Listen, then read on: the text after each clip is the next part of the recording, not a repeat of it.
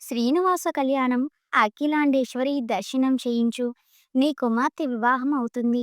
విశ్వనాథన్ అమెరికాలో స్థిరపడి 20 సంవత్సరాలు అయింది.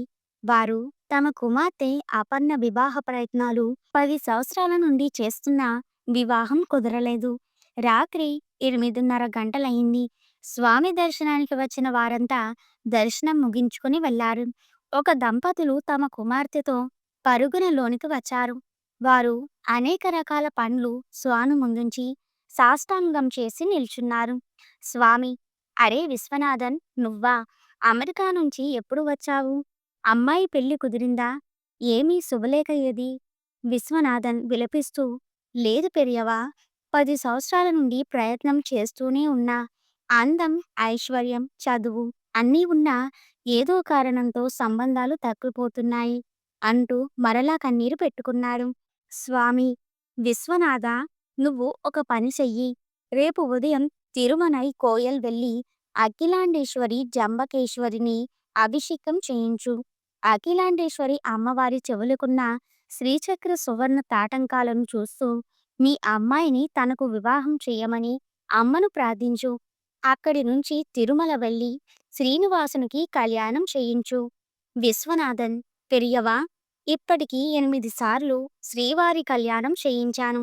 స్వామి, నా మాటగా మరొకసారి చేయించు. విశ్వనాథన్ వారి ఆదేశాన్ని పాటించి అఖిలాండేశ్వరి అమ్మవారి తాటంకాలను దర్శించి తిరుమలలో కళ్యాణం చేయించడానికి మండపంలో కూర్చున్నారు. స్వామి కళ్యాణం చూస్తూ తన కుమార్తె కళ్యాణ గడియ రాలేదని గుర్తుకు వచ్చి కన్నీరు వచ్చాయి. వారి పక్కనే కూర్చొని ఉన్న వైద్యనాథన్ అనే ఆయన, అవేంటి, స్వామి కళ్యాణం చూస్తూ కన్నీరా అని అడిగాడు.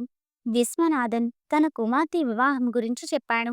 వైద్యనాథన్, అరే, పెరియవ ఆదేశాల ప్రకారం మా అబ్బాయి వివాహం కోసం శ్రీనివాస కళ్యాణం చేస్తున్నాను. మీరు కళ్యాణమైన తర్వాత మా కాటేజీకి రండి, మాట్లాడుకుందాం అన్నాడు. ఈ పాటికి మీకు అర్థమయ్యే ఉంటుంది. స్వామి సంకల్పం.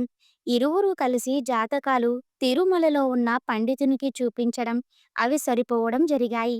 ముహూర్తం నిర్ణయించుకుని మరలా స్వామి దర్శనానికి వియంకులు ఇరువురు వెళ్లారు. స్వామి, అరే, అరే వైద్యనాథన్, మీ అబ్బాయి అమెరికా నుంచి వచ్చాడా? ఆ అబ్బాయికి పెళ్లి చేయాలనుకున్నావు, కళ్యాణం చేయించమన్నానుగా. విశ్వనాథన్, పెరియవా, ఇదంతా తమ సంకల్పమే. మేము ఇరువురం వియ్యంకులు కాబోతున్నాం. ఇదంతా తమ కృపే. స్వామి, అఖిలాండేశ్వరి అమ్మవారి సువర్ణ తాటంకాలు చూసిన వారికి కోరిన కోరికలు నెరవేరుతుంది.